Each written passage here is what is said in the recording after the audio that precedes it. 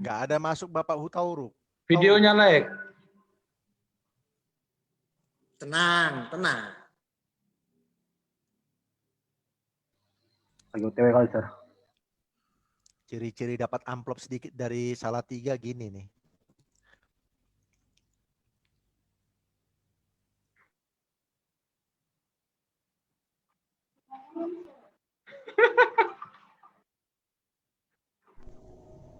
Shalom, selamat sahabat untuk kita semua untuk Tuhan.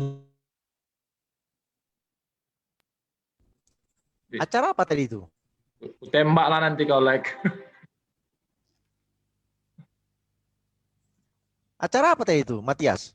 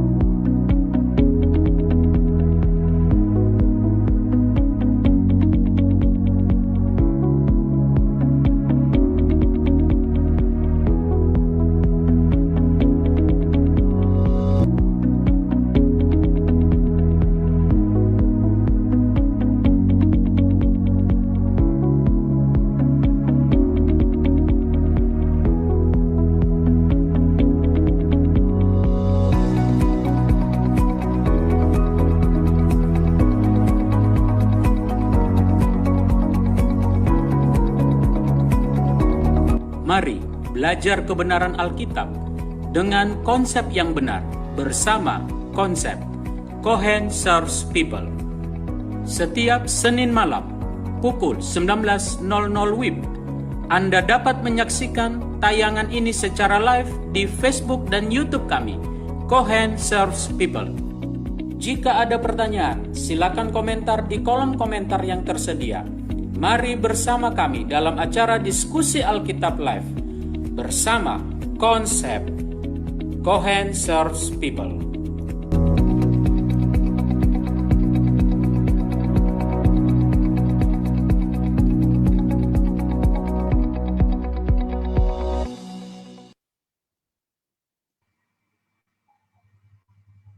Shalom, selamat malam untuk kita semua, sahabat-sahabat konsep dimanapun kita semua berada, baik yang boleh hadir bersama-sama dengan kami di Zoom meeting, baik yang juga menonton, mengikuti bersama-sama melalui live di Facebook. Pada malam hari ini menjadi sukacita buat kita bersama karena ini merupakan live pertama kita di tahun 2021.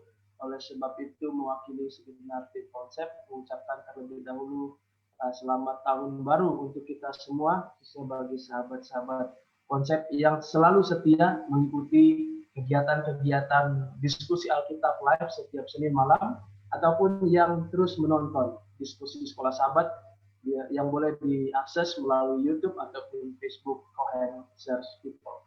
Pada malam hari ini kita akan mendengarkan pemaparan yang memasuki di tema bulan Januari ini di dalam tema kitab Bilangan.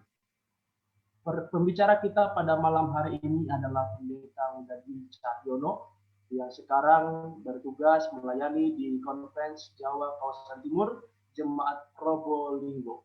Dan pembahasan yang akan kita sama-sama dengarkan adalah berjudul tugas-tugas keimamatan pembagian kepada anak-anak Harun, menjadi tambahan pengetahuan bagi kita khususnya memperkuat iman pengetahuan kita, iman percaya kita kepada Tuhan mengenai bangsa Israel dan kehendak-kehendak Tuhan dalam pekerjaannya di dalam kitab Bilangan. Oleh sebab itu, marilah kita persiapkan hati dan pikiran kita untuk mendengarkan pemaparan yang akan disampaikan oleh Pendeta Mudadi Cahyono dengan memulainya dengan doa buka yang akan disampaikan oleh Pendeta Muda Maru Papa Sitorus. Kami persilakan Pendeta. Mari kita berdoa. Terpujilah Engkau Tuhan untuk segala kemurahan-Mu, segala kasih-Mu kepada kami. Di malam hari ini Tuhan, kami telah bergabung untuk mengikuti pelajaran yang akan disampaikan oleh Pendeta Mudadi Cahyono. Biarlah pekabaran yang akan kami terima boleh kami ingat baik-baik dalam hati kami dan kami boleh lakukan sehingga kami menjadi bertumbuh dalam iman, melakukan apa yang Tuhan kehendaki. Waktu ini Tuhan kami serahkan ke dalam tangan-Mu, dalam nama Yesus kami berdoa. Amin. Baik, kesempatan ini kami berikan kepada Pendeta Mudadi Cahyono dan sahabat-sahabat konsep dimanapun berada, bila mana ada pertanyaan boleh langsung dituliskan di kolom komentar. Terima kasih.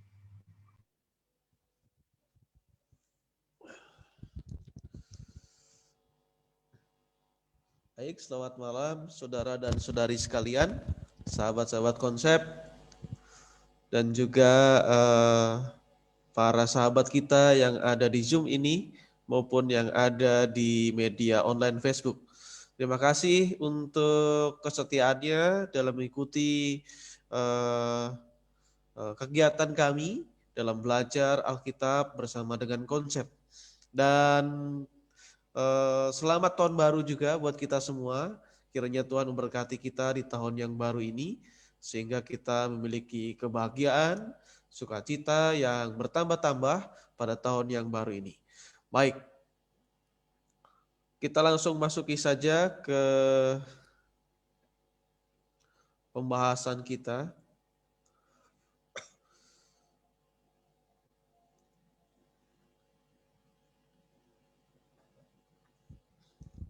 Tugas-tugas keimamatan pembagian kepada anak-anak Harun. Jadi saudara, kita akan belajar dari kitab Bilangan selama 1 bulan ini. Dan saya sangat bersuka cita sebab saya kebagian pada pasal yang pertama untuk mengawali presentasi dan juga pelajaran kita pada tahun yang baru ini. Ya, jadi ini adalah sangat istimewa bagi saya. Dan saya akan menyampaikan pemaparan sedikit mengenai Bilangan 1 sampai 4. Terkhususnya di sini adalah difokuskan ke dalam tugas-tugas keimamatan, pembagian kepada anak-anak Harun. Nah, kita akan pelajari sedikit dengan cara sederhana. Setelah itu kita akan memperdalam melalui diskusi tanya jawab. Baik, latar belakang sedikit. Di dalam Bilangan pasal 1, kita temukan di sana dicatat mengenai kisah sensus bangsa Israel. Dikatakan bahwa semua laki-laki dari umur 20 tahun dan yang bisa berperang dicatat dalam sensus tersebut. Artinya bahwa dalam pencatatan ini mereka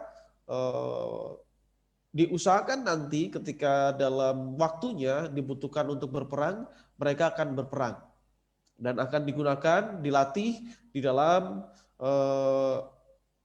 diberikan pelatihan mengenai tentang militer, tentang ilmu-ilmu perang. Nah, tetapi berbeda dengan bangsa Lewi.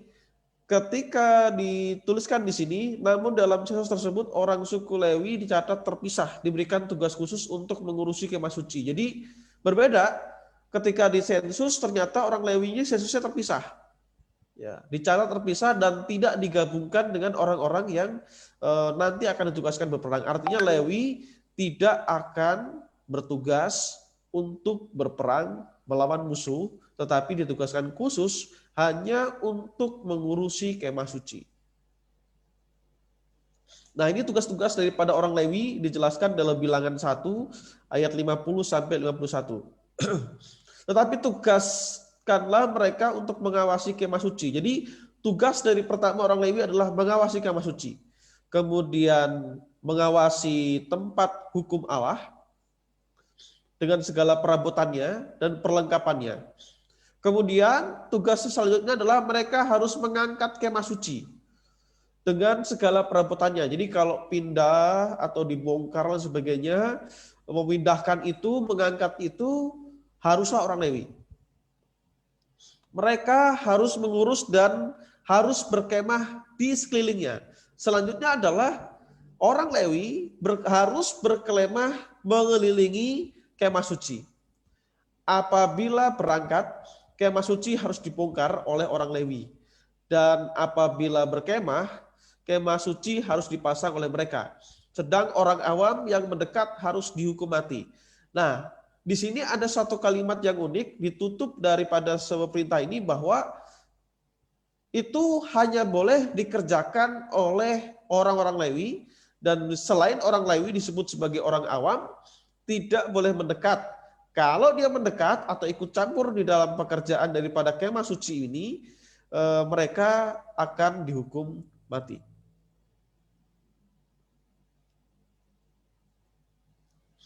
Nah, kemudian tugas-tugas itu dibagi ke masing-masing daripada puak Lewi. Nah, para putra keturunan Kehat, jadi anak-anak daripada Kehat, itu jumlahnya kurang lebih 2.750. Ya, untuk kelompok umur 30 sampai 50 tahun, itu jumlahnya segitu. Bertugas untuk mengangkut peralatan kemah suci setelah alat-alat itu dengan hati-hati ditutupi oleh para imam. Satu-satunya kelompok orang yang diperbolehkan menyentuhnya.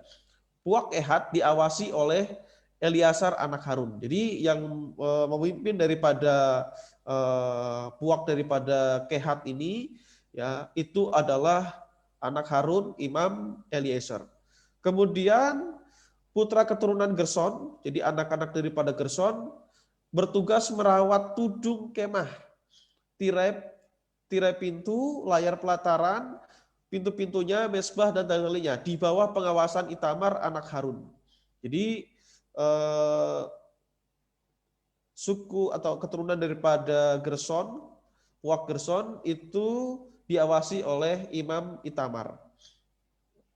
Putra keturunan Merari bertugas mengangkut, mendirikan kerangka kemah suci dan menata halamannya. Jadi daripada ketiga puak ini, mereka memiliki tugas masing-masing dan kita bisa melihat di sini keturunan daripada Harun ditetapkan menjadi imam-imam bagi mereka. Nah, jadi kalau dibikin denah kurang lebih seperti inilah. Ya, denah daripada perkemahan orang Israel.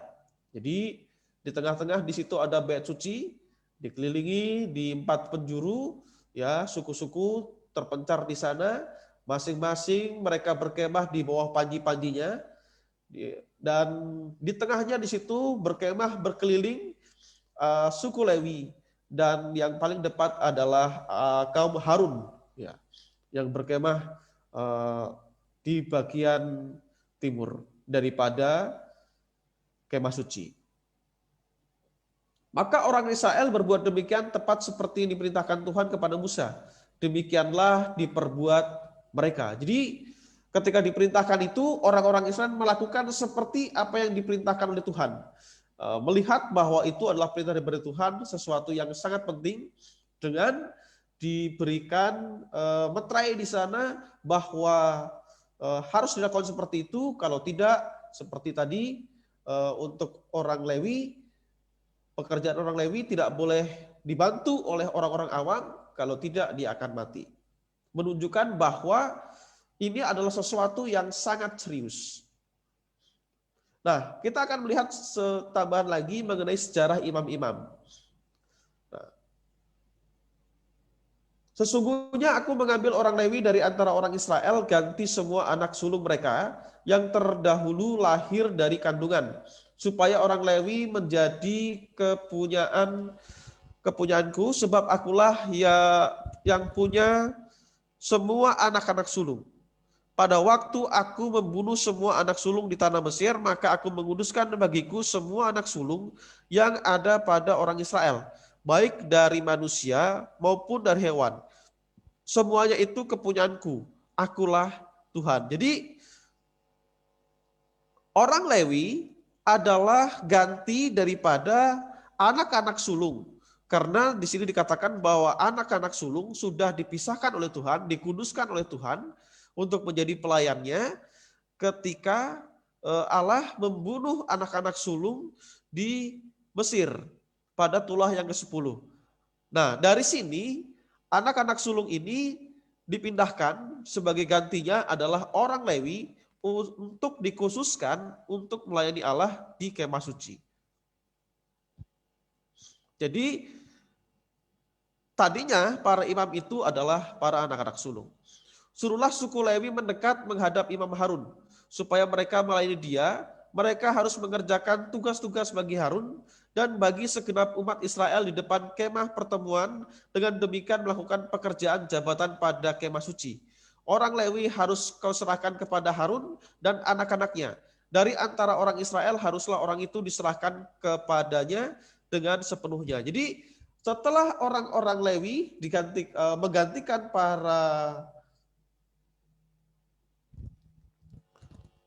anak-anak sulung, kemudian mereka orang Lewi diserahkan kepada Harun dengan tujuan bahwa mereka harus bekerja di bawah Harun. Hal ini menunjukkan bahwa Imam Harun adalah, atau keluarga Harun adalah yang tertinggi daripada mereka, dan mereka semua harus tunduk kepada keluarga Imam Harun di dalam pekerjaan di dalam kemah suci ini. Nah, sebelum penetapan anak-anak Harun ini, imam-imam memiliki berbagai macam sejarah. Sebagai contoh di sini, kepala keluarga dulu berfungsi sebagai imam-imam. Lalu Nuh mendirikan mezbah bagi Tuhan. Dari segala binatang yang tidak haram, dari segala burung yang tidak haram, diambillah beberapa ekor, lalu ia mempersembahkan korban bakaran di atas mezbah. Jadi ketika pada zaman Harun, hanya imam-imam yang boleh menyampaikan korban, ya, yang boleh memimpin dalam upacara kurban itu. Tetapi sebelum zaman itu para kepala keluarga mereka ialah yang memimpin mengenai korban persembahan bakaran kepada Tuhan. Misalnya ada Abraham di sana. Kemudian ada Nuh di tempat ini.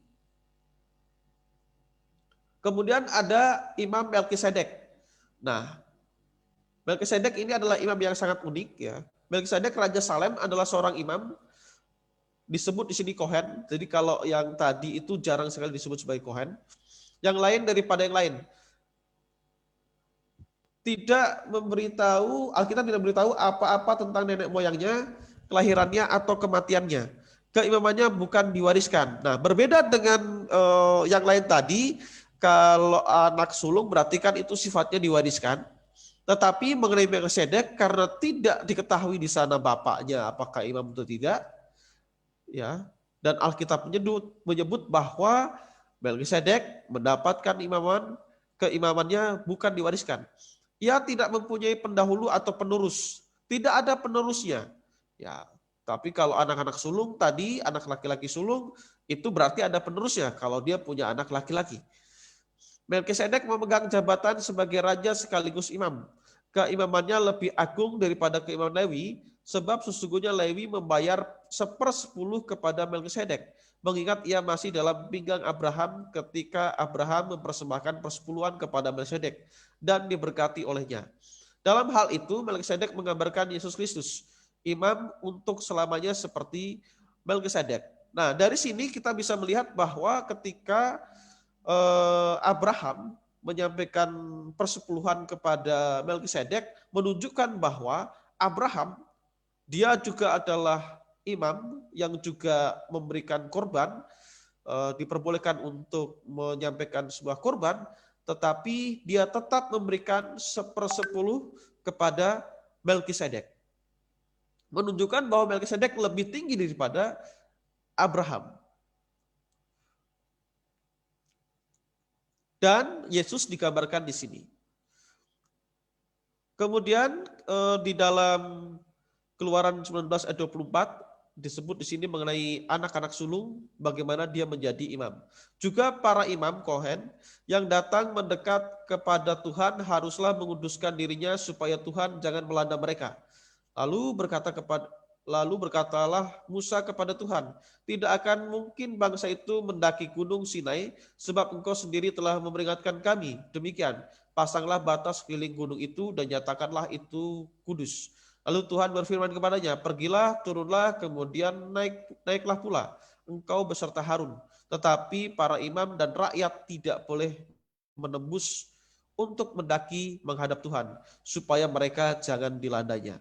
Jadi dituliskan di sini para anak sulung itu adalah imam. Jadi sewaktu orang Israel menjadi budak di Mesir, Allah menyucikan bagi dirinya setiap putra sulung Israel ketika ia menyisakan putra sulung di Mesir pada tulah ke-10. Maka putra-putra sulung itu adalah milik Allah untuk digunakan secara eksklusif dalam dinas istimewa kepadanya. Jadi dari peristiwa itu, anak-anak sulung itu menjadi milik Tuhan, dan Tuhan berhak untuk menggunakan dia untuk pekerjaan Tuhan. Allah bisa saja mengangkat semua putra sulung Israel sebagai imam dan pengurus tempat suci. Tetapi sebagai gantinya, sejalan dengan maksud tujuannya, ia mengambil pria dan anggota suku Lewi untuk dinas tersebut. Karena alasan itu, ia mengizinkan bangsa tersebut menggantikan putra sulung dari ke-12 suku lain dengan pria-pria suku Lewi. Ketika putra-putra sulung non-Lewi yang berumur 1 bulan ke atas dihitung dalam sebuah sensus, ternyata jumlahnya 273 orang lebih daripada jumlah pria Lewi. Maka untuk yang ke-273 orang tersebut, Allah menuntut harga tebusan masing-masing sebesar 5 shekel, dan uang itu harus diserahkan kepada Harun dan putra-putranya. Sebelum transaksi itu, Yehuwa sudah memisahkan para pria anggota keluarga Harun dari suku Lewi untuk membentuk keimaman Israel. Jadi kita bisa melihat di sini jumlah anak-anak sulung itu jauh lebih besar dibandingkan dengan anak laki-laki Lewi yang umurnya di atas 1 bulan. Oleh sebab itu, kalau sampai ditetapkan itu anak sulung sebagai imam-imam, maka itu akan banyak dan pengaturannya akan jauh lebih susah. Karena di sini kita bisa melihat dari konsep ini Tuhan menginginkan sebuah keteraturan. Kemudian dipilih khusus, harus ada yang memimpin di dalam kemah suci itu, maka keluarga Harun diangkat menjadi imam, menunjukkan bahwa Allah yang mengatur semuanya itu dan kepemimpinan itu ada pada Allah. Dan tidak seorang pun yang mengambil kehormatan itu bagi dirinya sendiri, tetapi dipanggil untuk itu oleh Allah, seperti yang telah terjadi dengan Harun. Jadi itulah sejarah mengenai imam-imam. Persyaratan menjadi imam, jadi imam itu yang pertama dia harus keturunan Harun, yang kedua dia tidak boleh cacat fisik dan berperakan normal. Ya, kalau dia cacat, ia tidak boleh untuk menghampiri mezbah dengan persembahan dan tidak boleh mendekati tirai antara ruang kudus dan ruang Maha Kudus.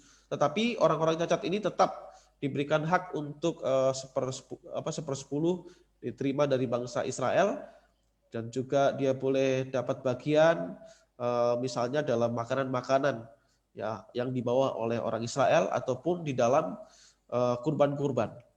Ya, tetap mendapatkan itu. Dan ada kutipan yang lain mengenai bahwa mereka juga masih diperbolehkan untuk tugas-tugas yang di luar bait suci. Mengapa bangsa Lewi yang dipilih? Nah, ini ada sejarahnya, saudara. Kalau kita lihat bagaimana Lewi di dalam kisah Dina dan Sikem, dia adalah orang yang dikatakan dia adalah sangat kejam karena dia membunuh orang-orang di Sikem. Disebutkan di sini di dalam Kejadian 49 ayat 5-7. Simeon adalah Lewi bersaudara, senjata mereka ialah alat kekerasan.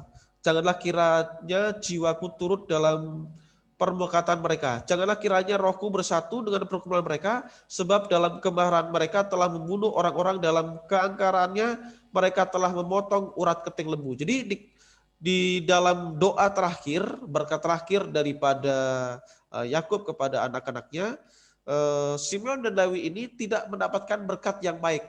Justru di ayat yang ke-7 dikatakan terkutuklah karena kemarahan mereka. Jadi terkutuklah kemarahan mereka, sebab amarahnya keras, terkutuklah keberangan mereka. Disebut sebagai orang yang berang, yang bengis, yang suka marah. Ya, aku akan membagi-bagikan mereka di antara anak-anak Yakub dan menyerahkan mereka di antara anak-anak Israel. Jadi disebutkan di sini bahwa Lewi itu mendapatkan kutukan daripada Yakub, dan dikatakan di sini bahwa dia akan diserahkan. Ya, memang betul bahwa Lewi tidak mendapatkan tanah bagian, tetapi dari kesempatan ini ternyata Lewi selalu memperbaiki kehidupannya di dalam Tuhan. Sebagai contoh di dalam Keluaran 31 ayat 26, maka berdirilah Musa di pintu gerbang perkemahan itu serta berkata, siapa yang memihak kepada Tuhan, datanglah kepadaku. Lalu berkumpullah kepadanya seluruh Bani Lewi. Jadi dalam peristiwa kemutaratan mengenai penyembahan kepada anak lembu, ternyata hanya Lewi, suku Lewi yang memihak kepada Tuhan. Nah, dari sini saudara, kalau kita mau pilih orang untuk menjadi penjaga hukum Tuhan, menjadi orang yang mengajarkan hukum Tuhan, maka sangat rasional kalau dipilih adalah orang yang taat kepada hukum Tuhan dan yang memihak kepada Tuhan. Oleh sebab itu, disinilah kita bisa melihat bahwa ada indikasi kuat Bani Lewi atau suku Lewi dipilih oleh Tuhan karena dia memiliki ketaatan yang kuat terhadap hukum Tuhan dan memiliki keseriusan di dalam memihak kepada Tuhan. Ya, akhirnya Lewi di sana membunuh orang-orang sesukunya, dan juga dia di sini menunjukkan kesetiaannya kepada Tuhan. Dari sinilah Lewi bisa mematahkan kutuk Yakub. Ya, dan oleh karena perutan kepada ketaatan kepada Tuhan, kutuk itu dipatahkan, akhirnya Lewi bisa dipilih oleh Tuhan menjadi pelayan Tuhan. belajar dari tragedi Usa, dikatakan di dalam tragedi Usa ini Tuhan menghukum Usa karena Usa menyentuh tabut perjanjian. Hal ini membuktikan bahwa ada kesalahan di sana, di mana di dalam perintah Tuhan tidak boleh tabut Tuhan itu dipegang, walaupun dalam keadaan tidak sengaja. Daud dan orang-orang banyak itu telah berhimpun untuk melaksanakan suatu tugas yang suci, dan mereka telah mengambil bagian dalam pekerjaan itu dengan hati yang senang dan sukarela. Tetapi Tuhan tidak dapat menerima pelayanan mereka. Oleh karena itu tidak dilaksanakan sesuai dengan petunjuknya. Tetapi Israel memiliki tangan satu pernyataan yang jelas tentang kehendak Allah di dalam segala perkara ini. Dan kelalaian mereka terhadap petunjuk-petunjuk ini merupakan suatu penghinaan kepada Allah. Di atas diri Usa tanggung jawab satu kesalahan yang besar, yaitu perbuatan yang takabur. Pelanggaran terhadap hukum Allah telah mengurangi kepekaan terhadap kesucian tabut itu, dan dengan dosa yang belum diakui terdapat di dalam dirinya, ia telah dihadapkan kepada larangan ilahi itu. Berani menjabah lambang hadirat ilahi. Allah tidak dapat menerima perutan yang setengah-setengah dan tidak menerima cara yang sembarangan dalam memperlakukan hukum-hukumnya. Dari sini kita bisa belajar bahwa hukum Tuhan mengenai penetapan tentang cara kerja di dalam kemah suci harus dituruti sepenuhnya dan tidak boleh dituruti setengah-setengahnya. Dituruti setengah-setengahnya itu akan memicu kesalahan-kesalahan yang lebih besar dan itu tidak diterima oleh Allah dan hukumannya adalah sama dengan tidak menurut. Kemudian ada pemberontakan mengenai Korah. Kisah mengenai Korah ini adalah sesuatu yang sangat menarik di mana Korah memprotes tentang terpilihnya Musa sebagai pemimpin bangsa Israel dan juga Harun sebagai imam besar. Korah, pemimpin utama pergerakan ini adalah seorang Lewi. Dia adalah seorang Lewi dari keluarga Kehat dan seorang kemenakan Musa. Dia adalah seorang yang mempunyai bakat dan juga berpengaruh. Sekalipun telah diangkat untuk melakukan tugas-tugas dalam Ka'bah, ia merasa tidak puas dengan pangkatnya itu dan bercita-cita untuk memperoleh martabat keimamannya. Korah di sini ingin menjadi imam, ya, seperti Harun. Penganugerahan tugas keimamatan kepada Harun dan seisi rumahnya yang dahulunya diberikan kepada anak sulung dari setiap keluarga telah membangkitkan cemburu dan rasa tidak puas. Dan untuk sementara waktu, Korah dengan diam-diam telah menentang wewenang Musa dan Harun, sekalipun ia tidak berani mengadakan pemberontakan yang terbuka. Akhirnya ia merencanakan satu maksud yang berani menggulingkan baik kekuasaan sipil maupun agama. Ia tidak lupa mencari pendukung-pendukungnya di samping kemah Korah dan suku bangsa Kehat. Di sebelah selatan Ka'bah itu terdapat kemah-kemah suku bangsa Rubin, di mana terdapat kemah-kemah Datan dan Abiram. Dua orang pemimpin suku ini yang berdekatan dengan Korah. Kedua pemimpin ini bersedia bergabung dengan muslihatnya yang penuh ambisi dengan merasa diri sebagai keturunan anak sulung Yakub. Karena berpendapat bahwa wewenang sipil adalah hak mereka dan mereka bertekad memberikan kehormatan keimamatan itu kepada Korah. Jadi Bani Korah di sini menuntut supaya keimamatan itu menurut seperti anak-anak sulung, seperti sebelum pemilihan Harun. Nah, di sini Korah akhirnya mendapatkan hukuman daripada Tuhan, artinya bahwa Tuhan yang memimpin daripada pemilihan daripada orang-orang Lewi dan juga Harun sebagai imam. Dengan demikian ketika dia memprotes keputusan ini, dia sedang memprotes Tuhan dan melawan Tuhan. Dia tidak memberontak kepada Musa dan Harun tetapi memberontak kepada Tuhan. Menunjukkan bahwa peraturan ini tidak bisa diganggu-gugat dan itu adalah hak prerogatif daripada Tuhan untuk menentukan mereka sebagai pemimpin ataupun imam di dalam bait suci. Inilah presentasi kita pada saat ini. Ada beberapa aplikasi yang bisa saya ambil, nanti saudara mungkin bisa tambahkan masing-masing. Yang pertama adalah Tuhan itu adalah Allah yang teratur, dia mengatur bait suci dengan sangat detail ya. Dan tidak ada yang bisa sampai kepada Allah tanpa mengikuti cara-cara yang Allah tetapkan. Ya, harus diikuti semua, sebab kalau tidak demikian itu kita tidak akan sampai kepada Tuhan. Pelayanan dalam kemah suci adalah pelayanan yang sangat penting dan sangat serius, sehingga perlu diatur dengan secara rinci. Menurut sebagian atau tidak menurut sama sekali memiliki hukuman yang sama. Nah, kita bisa belajar dari Usa maupun daripada Korah. Allah menetapkan satu tugas masing-masing pada setiap umatnya dalam pelayanannya kepada Allah. Ada yang dipanggil untuk tugas khusus sebagai orang yang dikuduskan atau sebagai orang awam. Dan kita perlu menerima panggilan-panggilan ini sesuai dengan panggilan daripada Tuhan. Dan tidak perlu mempertanyakan kenapa orang dipanggil untuk pekerjaan yang khusus tetapi saya tidak dipanggil untuk pekerjaan yang khusus atau lebih besar. Tetapi kita boleh menerima dengan penuh sukacita mengenai setiap panggilan yang diberikan Tuhan kepada kita. Demikianlah materi kita pada malam hari ini. Baiklah, kita serahkan kembali kepada pemimpin acara. Baik, terima kasih atas pemaparan yang telah disampaikan oleh Pendeta Muda Dwi Cahyono. Semoga pelajaran ini menjadi berkat buat kita semua. Namun kita ada beberapa pertanyaan yang masuk di sini supaya kita boleh diskusikan bersama, khususnya juga boleh dijawab oleh narasumber Pendeta Muda Dwi Cahyono dan juga nanti sahabat-sahabat konsep maupun Pendeta Fardosi. Pertanyaan yang pertama, Pak Pendeta, di sini ada pertanyaan yang masuk. Adakah hubungan pekerjaan imam zaman dahulu dengan pendeta di zaman sekarang? Apa mungkin persamaan atau perbedaannya? Itu dulu pendeta pertanyaan pertama. Saya ulang, adakah hubungan pekerjaan imam zaman dahulu dengan pekerjaan pendeta di zaman sekarang? Apa mungkin persamaan atau perbedaannya? Kami berikan kesempatan pendeta dulu. Baik, terima kasih.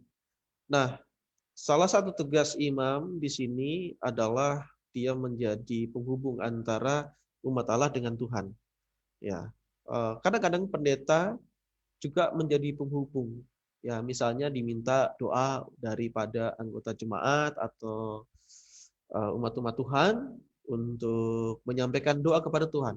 Hanya sebatas itu. Hanya sebatas itu. Tetapi ada banyak sekali perbedaan sehingga kita tidak bisa menghubungkan lebih jauh mengenai pekerjaan kependetaan dengan imam. Sebagai contoh, imam itu disebutkan adalah melambangkan Kristus dan Kristus sebagai imam besar. Imam menerima korban, dia menyembelih korban, sedangkan pendeta tidak melakukan itu. Ya. Imam dipilih secara turun-temurun, sedangkan pendeta tidak. Ya, jadi jauh sekali. Pendeta bertugas di dalam bait suci, sedangkan sekarang ini tidak ada bait suci. Ya. Gereja tidak bisa juga disamakan dengan bait suci. Ya. Karena apa? Di dalam bait suci orang-orang datang ke sana untuk membawa korban, mengaku dosa, mau korban dan sebagainya. Tetapi di gereja tidak ada penyembelihan kurban. Nah, gereja mungkin lebih cocok disandingkan dengan sinagog, bukan bait suci. Oleh sebab itu sangat jauh ketika kita membandingkan pendeta dengan imam-imam dan tugas-tugasnya pun berbeda. Ya. Baik, terima kasih pendeta atas pertanyaannya. Mungkin sebelum beralih ke pertanyaan berikutnya, ada yang ingin ditambahkan oleh pendeta-pendeta yang lain. Belum beralih ke pertanyaan berikutnya, karena kebetulan akan memasuki hal yang topik pertanyaan yang berbeda. Ya, menambahkan saja mungkin sedikit ya. Silakan pendeta. Jadi tadi apa hubungan pekerjaan imam zaman dahulu dengan pendeta di zaman sekarang? Ya, jadi hubungannya adalah sama-sama dalam pelayanan. Nah, itu mungkin kaitannya ya. Imam melayani di bait suci, pendeta juga melayani di mana? Di gereja, melayani umat-umat Tuhan, melayani dalam perlawatan dan lain sebagainya. Ya. Jadi saya bisa mengatakan sama-sama melayani dalam di dalam tempatnya masing-masing. Tetapi perbedaannya tadi disampaikan di sana, di mana pendeta itu bukan keturunan Lewi, ya. Imam harus menjadi keturunan Lewi. Nah, kita keturunan siapa? Kita keturunan ya orang tua kita yang tadinya berasal dari ya orang Batak mungkin ya, orang Sunda dan lain sebagainya. Bukan keturunan Lewi. Sehingga sebenarnya hubungannya adalah sama-sama dalam pelayanan, tapi saya mau sampaikan mungkin fungsinya saja yang ada persamaannya, fungsinya. Namun di dalam persamaan secara tugas-tugas ya sangat jauh berbeda, di mana mereka harus mengorbankan korban-korban dan kita tidak perlu lagi melakukan. Terima kasih. Terima kasih, Pendeta. Mungkin ada yang mau disampaikan lagi? Kalau tidak ada, kita masuk ke pertanyaan yang berikutnya. Ada pertanyaan yang masuk seperti demikian. Apakah semua suku Lewi menjadi imam Tuhan? Apakah semua suku Lewi menjadi imam Tuhan? Kemudian mungkin bisa langsung nanti dijawab, apa perbedaan imam biasa dan imam besar? Contohnya Harun. Apakah semua suku Lewi menjadi imam Tuhan? Yang berikutnya, apa perbedaan imam biasa dan imam besar? Kami persilakan Pendeta Ibu Cahyono untuk boleh menanggapi. Tidak semua orang Lewi jadi imam ya. Imam itu dari keturunan daripada Harun. Begitu. Jadi tidak semua. Makanya ada istilah dalam Alkitab disebutkan bahwa ada namanya imam-imam Lewi. Gitu. Imam Lewi. Artinya bahwa dari orang-orang Lewi itu ada imam. Dan orang-orang Lewi itu diserahkan kepada anak-anak Harun. Imam besar itu cuma satu, dan dia dipilih, dialah pemimpin daripada para imam-imam itu. Untuk perbedaan-perbedaannya secara rinci, mungkin nanti saya akan tambahkan. Ya. Baik, terima kasih, Pendeta. Bagi hamba Tuhan yang lain mau menambahkan, khususnya mungkin Pendeta Pardosi, kami memberikan kesempatan. Baik, terima kasih. Selamat malam, selamat tahun baru kepada semua para pendeta muda yang ada di Zoom dan juga yang ikut di Zoom ini, serta yang menyaksikan secara live di Facebook atau di YouTube. Ya. Keimamatan ini menarik ya, dan itu prestisnya luar biasa. Ya. Prestisnya luar biasa. Bahkan mendapatkan privilege yang luar biasa dari Tuhan. Makanya kepengen orang Israel yang lain jadi imam. Ya, contohnya tadi yang diberikan adalah Korah itu tadi. Ya. Korah mempersoalkan keimamatan. Sementara Datam dan Abiram mempersoalkan kepemimpinan. Karena itu adalah suku Yehuda. Jadi yang dipersoalkan itu dua. Keimamatan dan kepemimpinan. Ya. Yang kepemimpinan mereka menyerang Musa, yang keimamatan mereka menyerang siapa? Harun. Ya. Karena memang ada privilege yang luar biasa yang didapatkan ya. Walaupun mereka tidak mendapatkan tanah warisan, tapi mereka itu punya tanah di mana-mana. Ya. Karena setiap suku harus kasih tanah sama mereka. Ya. Jadi sebenarnya mereka itu punya tanah sebenarnya. Ya. Tapi tanahnya itu tersebar. Ya. Mungkin sesuai dengan doa Yakub itu. Engkau akan terserak di mana-mana ya. Karena setiap suku memberikan apa? Memberikan sebidang tanah buat mereka ya, untuk tempat tinggal mereka dan juga untuk penggembalaan mereka ya. Ya, jadi memang orang kepengen ya. Sehingga itu menjadi persoalan, apakah hanya Harun saja dan anak-anaknya yang berhak menjadi imam?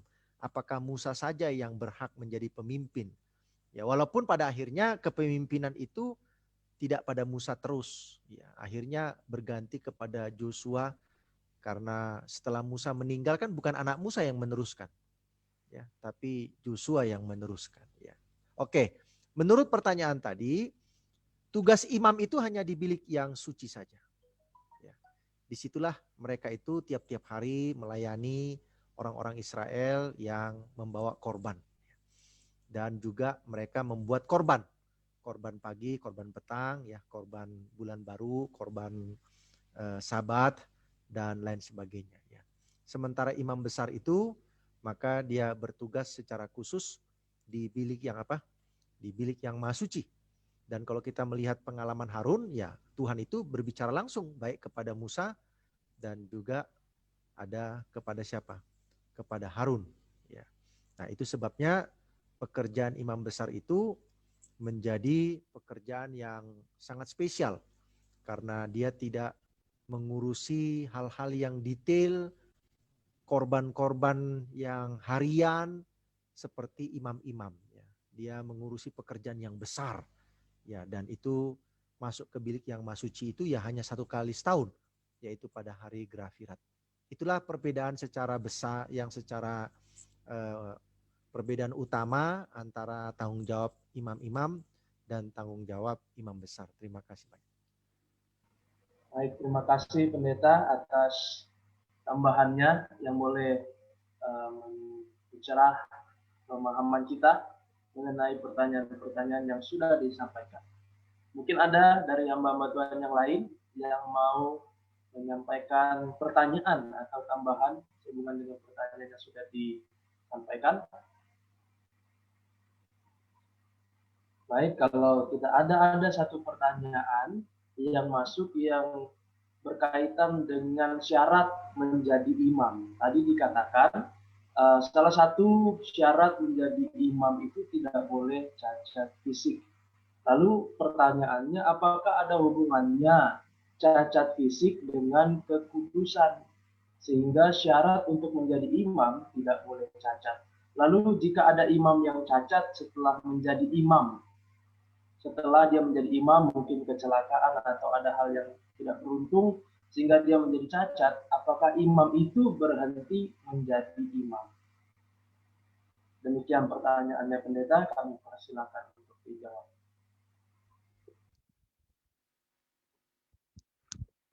Ya, jadi persembahan itu kan kudus. Dan juga yang menyampaikan persembahan kurban itu pun harus kudus.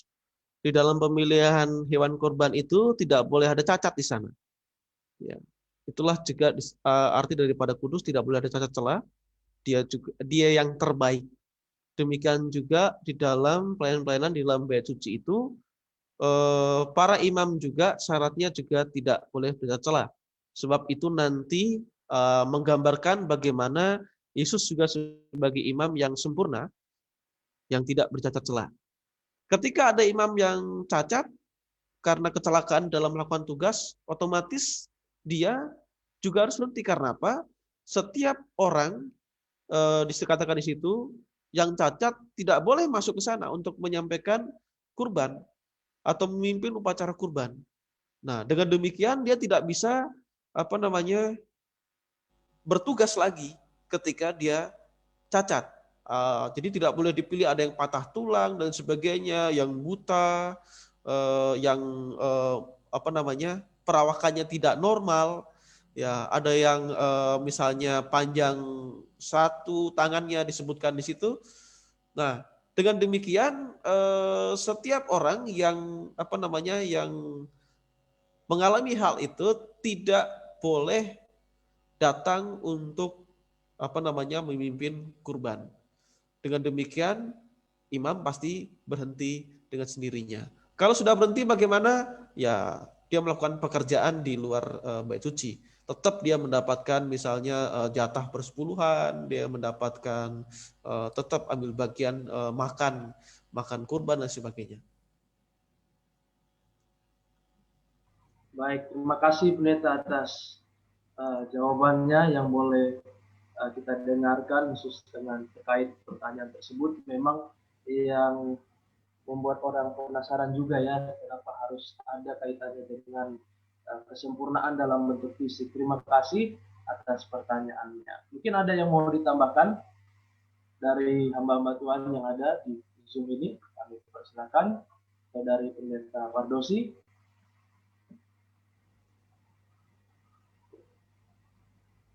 Baik.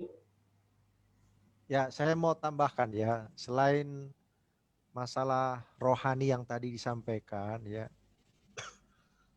Anda boleh bayangkan kalau imam di masa itu ya, yang pekerjaannya sangat-sangat sempurna, tetapi fisiknya tidak sempurna. Maka dari segi jasmani ini akan membawa apa yang disebut olok-olokan. Ya. Dan itu pernah terjadi di Alkitab walaupun dia bukan imam. Ya. Siapa itu nabi yang rambutnya sudah habis? Nabi Elisa. Nah, Nabi Elisa. Apakah dia diolok-olok sama anak-anak? Ya walaupun tidak ada syarat imam harus ada rambutnya ya, nggak ada ya. Itu bukan syarat imam ya. Imam harus ada rambutnya gitu, nggak ada ya. Ya. Tapi itulah contohnya gitu, bahwa sang nabi itu memang dia rambutnya sudah habis ya. Jadi bahan olokan dia. Dan dampaknya itu luar biasa ya. Akhirnya anak-anak yang mengolok-olok itu mati diterkam binatang buas. Jadi memang ini pekerjaan yang kudus ya. Sehingga siapapun yang terlibat di dalamnya, maka dia harus semaksimal mungkin sempurna. Semaksimal mungkin. Ya Tuhan tidak katakan harus tinggi sekian, enggak. Pokoknya tidak boleh ada cacat. Ya, jadi boleh saja dia agak pendek. Ya, boleh saja ya. Tapi tidak ada cacat. Ya, kan orang yang agak pendek bukan berarti dia cacat kan, tidak kan. Ya. Tapi harus sempurna, tidak ada menjadi bahan olok-olokan kepada orang lain. Karena manusia ini kan kadang-kadang melihat jasmani juga, betul? Ya. Walaupun orang itu rohaninya tinggi, tapi karena jasmaninya ada kekurangannya, itu pun bisa jadi apa? Bisa jadi bahan olok-olokan, betul? Nah, itu sebabnya Tuhan menjaga betul supaya keimamatan itu tidak menjadi bahan olok-olokan. Karena ini adalah wakil Tuhan yang mengantarai antara manusia dengan siapa? Dengan Tuhan. Ya, dan akhirnya menggambarkan Yesus yang mengantarai manusia dengan siapa? Bapa di sorga. Terima kasih. Terima kasih Pendeta atas tambahannya. Ada satu pertanyaan lagi Pendeta yang boleh kita jawab. Tadi tentang imam dijelaskan itu memang dikhususkan untuk suku Lewi. Lalu tadi bagaimana dengan Melkisedek?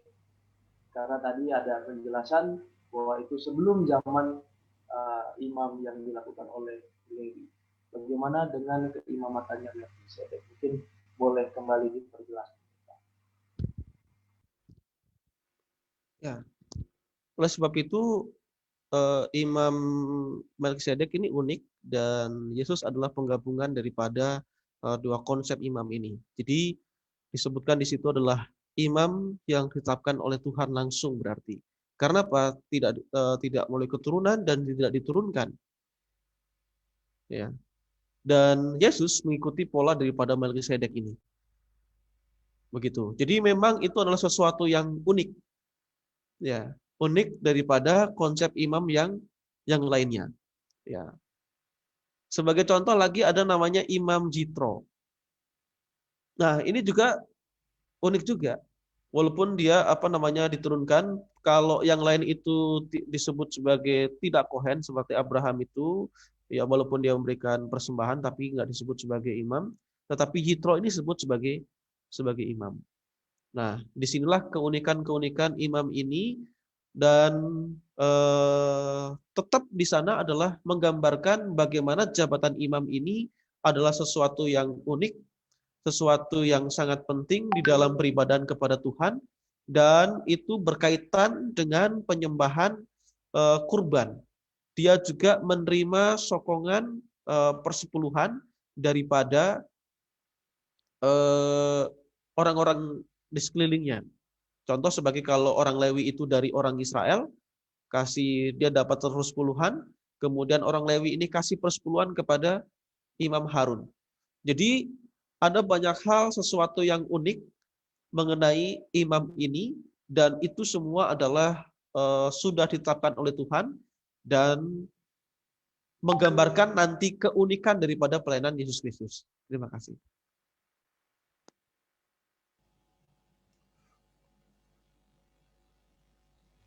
Baik, terima kasih Pendeta atas jawabannya. Mungkin ada tambahan dari hamba-hamba Tuhan, Pendeta Patulsi atau teman-teman yang lain? Baik, terima kasih. Di setiap masa, di setiap bangsa, pasti ada umat-umat Tuhan. Terlebih di zaman Perjanjian Lama. Nah, di situ pasti ada imam-imam Tuhan.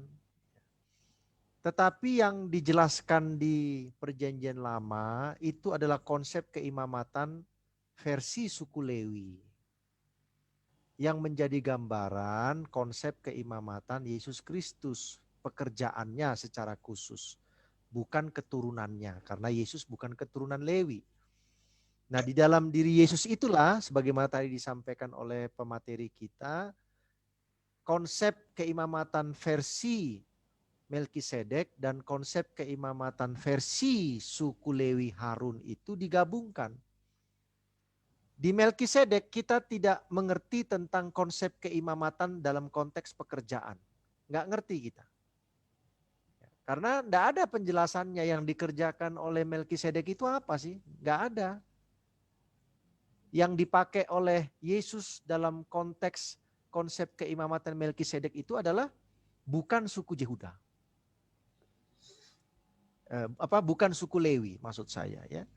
Melkisedek bukan suku Lewi. Itu yang dipakai konsep keimamatannya. Sementara pekerjaan Yesus, konsep yang dipakai itu adalah konsep keimamatan Harun. Jadi di setiap bangsa Tuhan itu memiliki umat-umatnya. Apalagi masih dekat dengan Perjanjian Lama ya. Dari Adam sampai Abraham dan lain sebagainya. Itu ada umat-umat Tuhan itu. Jadi umat Tuhan itu kan bukan hanya Israel. Ya, Musa saja bisa menemukan umat Tuhan yang lain, yaitu di Padang Median, yaitu mertuanya sendiri. Kan dia menemukan konsep keimamatan juga di sana. Tapi itu tidak dipakai dalam pelayanan Yesus. Yang dipakai hanya konsep keimamatan Harun dan konsep keimamatan Melkisedek. Jadi closing statement dari saya sebelum nanti pemateri yang menutup. Ya, keimamatan itu sakral. Ya, itu tidak sembarang orang, meskipun dia suku Lewi, tidak sembarang orang suku Lewi juga bisa jadi imam. Itu sudah dipatenkan adalah keturunan siapa? Harun. Ya, keturunan Harun juga, kalau yang namanya jadi imam besar itu, kalau saudara ikuti kisahnya, setelah Harun siapa? Eliezer. Ya. Ya, dari setelah Eliezer, maka anak Eliezer yaitu Pinehas. Itu yang menjadi garis keturunan imam besar itu. Padahal Harun itu kan masih punya anak 2 lagi ya. Siapa anak Harun yang berikutnya? Nadab Abihu sudah meninggal. Ya. Bukan ke Itamar diserahkan keimamatan itu, tetapi kepada Eliezer. Kenapa kepada Eliezer? Karena Eliezer menjadi anak yang sulung sekarang.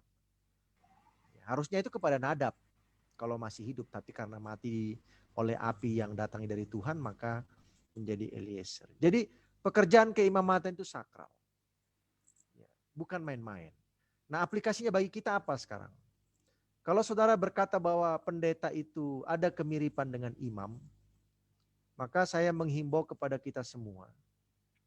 Lihatlah pekerjaan pendeta itu sebagai pekerjaan yang sakral.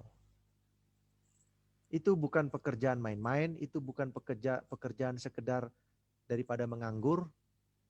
Ya, itu bukan pekerjaan sekedar yang penting dapat gaji tiap bulan. Bukan, itu pekerjaan sakral. Jadi harus kita menjalankannya itu dengan baik dan benar. Cara kita bekerja sebagai seorang pendeta harus baik dan benar. Ya, jangan main-main. Imam-imam itu, Nadab dan Abihu itu kan kalau saudara baca, mereka bermain-main. Makanya api Tuhan itu membakar mereka. Mereka main-main. Tidak boleh main-main. Kalau saudara baca kisah anak Imam Eli, mati saudara-saudara, mati. Karena bermain-main. Selama mereka menjadi imam, mereka bermain-main. Jadi aplikasinya bagi kita sebagai pendeta ya, pekerjaan ini sakral, tidak boleh main-main. Harus benar dan baik kita lakukan. Bukan sekedar yang penting saya punya pekerjaan, yang penting saya dapat gajian, bukan begitu ya. Karena boleh saja banyak orang terpanggil mau masuk ke pendetaan ini daripada nganggur. Ya, akhirnya sekolah pendeta karena dia nganggur atau pekerjaannya selama ini tidak terlalu berhasil. Ya, tidak, ini pekerjaan sakral.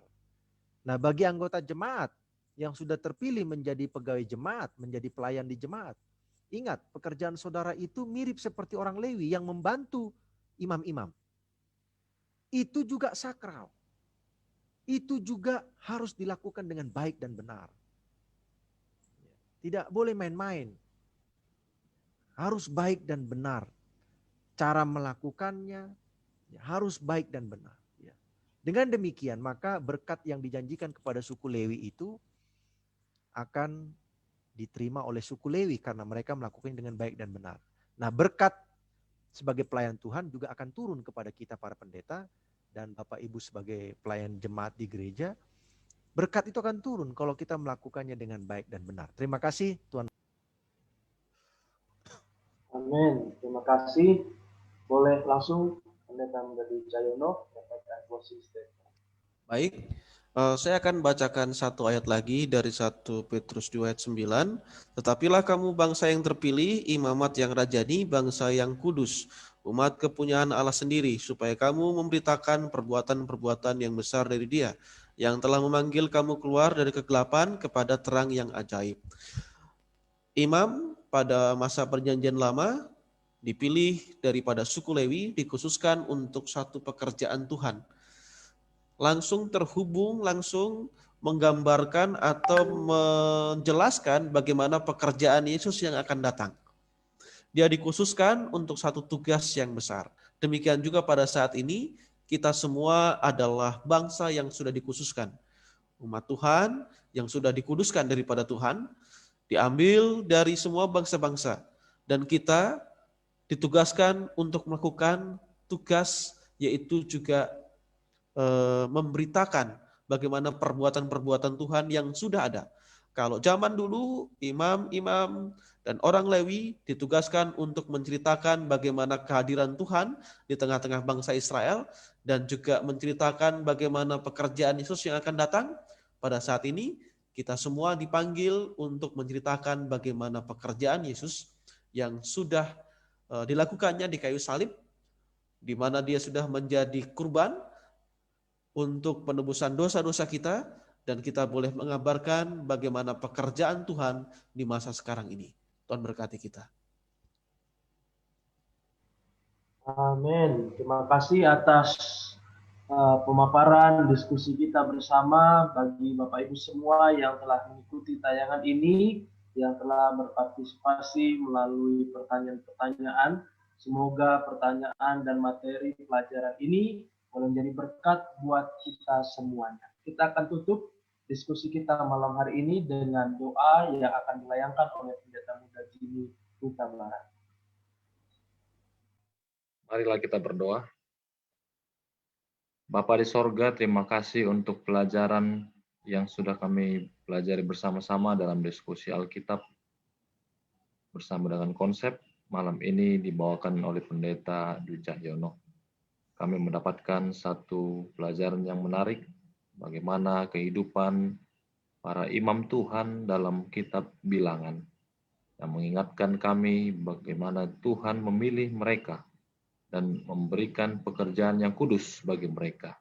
Sehingga dengan demikian menjadi aplikasi di dalam kehidupan pendeta-pendeta, baik juga tua-tua jemaat yang pada zaman sekarang ini juga membantu pelayanan di gereja Tuhan. Mempersiapkan umat-umat Tuhan pada kedatangan-Mu yang kedua kali. Biarlah Tuhan kami dapat terlibat di dalam pekerjaan itu, dan kami Engkau gunakan dalam pelayanan, sampai Engkau datang kedua kali kami semua dapat diselamatkan. Berkati Pendeta Dwi Cahyono dan semua kami yang sudah terlibat dalam konsep, dan juga Pendeta Pardosi. Berkati semua sahabat konsep yang menyaksikan, agar mereka pun dapat memahami pelajaran demi pelajaran yang disajikan melalui tayangan konsep yang kami sajikan ini. Terpujilah nama Tuhan sertai kami sepanjang hari ini. Pertemukan kami dengan kesempatan untuk dapat mempelajari lebih banyak lagi akan firman Tuhan. Di dalam nama Yesus kami berdoa. Amin. Amin. Baik, Bapak Ibu semua, kita telah berada di penghujung acara kita malam hari ini. Terima kasih. Minggu depan kita akan menayangkan kembali pelajaran-pelajaran yang boleh menjadi berkat bagi kita semua. Masih dalam tema bulan Januari, tema diambil dari kitab Bilangan dengan judul pelajaran 12 pengintai dikaitkan dengan konsep iman yang akan dibawakan oleh Pendeta Muda Maruf Apasitos. Terima kasih banyak untuk kita semua. Selamat malam. Tuhan memberkati.